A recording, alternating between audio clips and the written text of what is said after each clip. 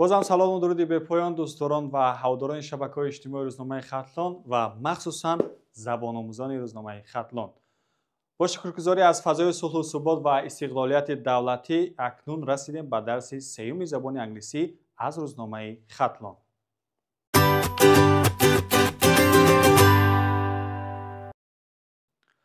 тибқи қоида пеш аз оғози дарси сеюм биёед аввал дарси гузаштаро такрор мекунем. дарси гузашта мо гузашта будем дар бораи садонок ва ҳамсадоҳои забони англисӣ ки ном доштанд vowel and consonant letters.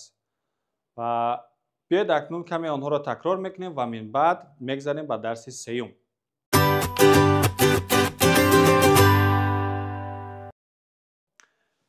дар ин ҷо ҳарфҳои забони англисӣ яъне алифбои забони англисӣ мавҷуд аст. аз байни ин 26 ҳарф шумо пайдо кунед ки кадоми онҳо садонок ва кадоми онҳо ҳамсадо мебошанд. ва шумо вақт рафтем.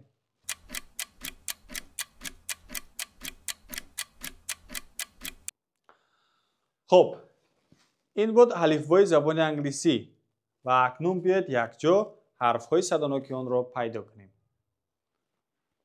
ҳарфҳои садонок 6 то. A, E, I, O, U, Y.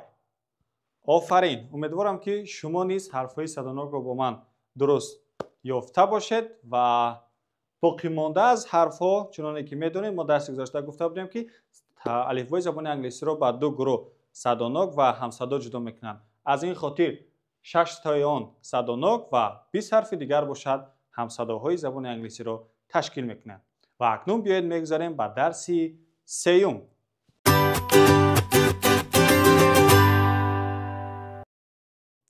дарси сеюми мо ном дорад indefinite articles.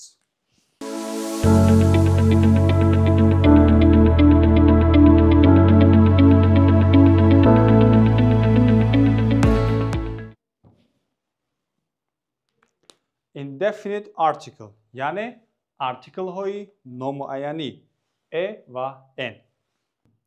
дар забони англисӣ артиклҳоро ба ду гурӯҳ ҷудо мекунанд.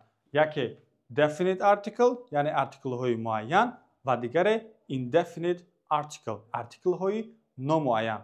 ва имрӯз бошад мегузарем артиклҳои номуайянӣ a ва n-ро.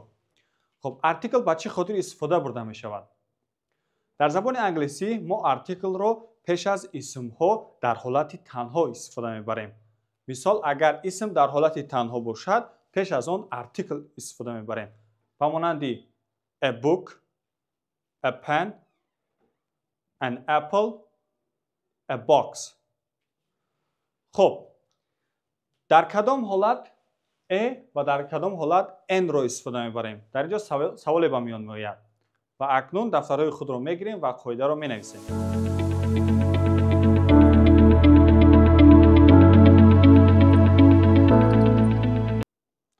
хуб, артикли a чӣ гуна истифода бурда мешавад ва дар куҷо? қоидаро нигоҳ кардем. агар исм бо ҳарфҳои ҳамсадо оғоз шавад, яъне агар ҳар исме ки дар шакли танҳо бо ҳарфи ҳамсадо оғоз мешавад, он пеш аз худ артикли a-ро мегирад. барои мисол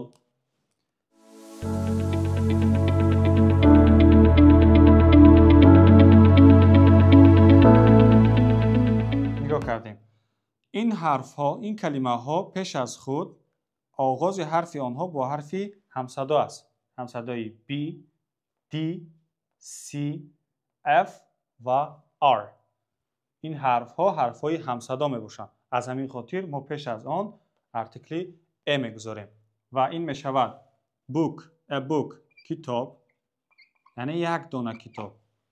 артикл маънои танҳо дар шакли танҳо истифода бурда мешавад. артикл маънои якро дорад. китоб, dog, саг, cat, гурба, fox, рӯбоҳ, rabbit, харгӯш.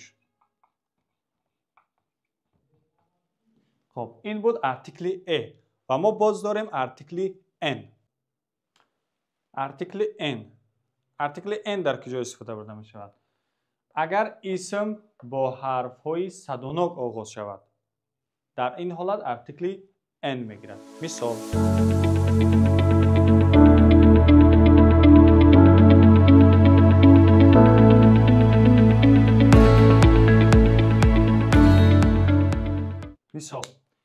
an apple, an egg, an ice cream, an onion, an umbrella, and yogurt.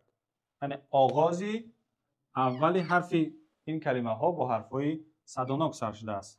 با صدانک های A, E, I, O, U, Y. از همین خاطر به آن ارتیکل n را اضافه نمودیم که ترجمه می شود an apple سب، egg تخم، ice cream یخماز، onion پیاز، umbrella چتر، خب یogurt باشد یogurt. خب این بود ارتیکل n و a که با هم گذاشتیم.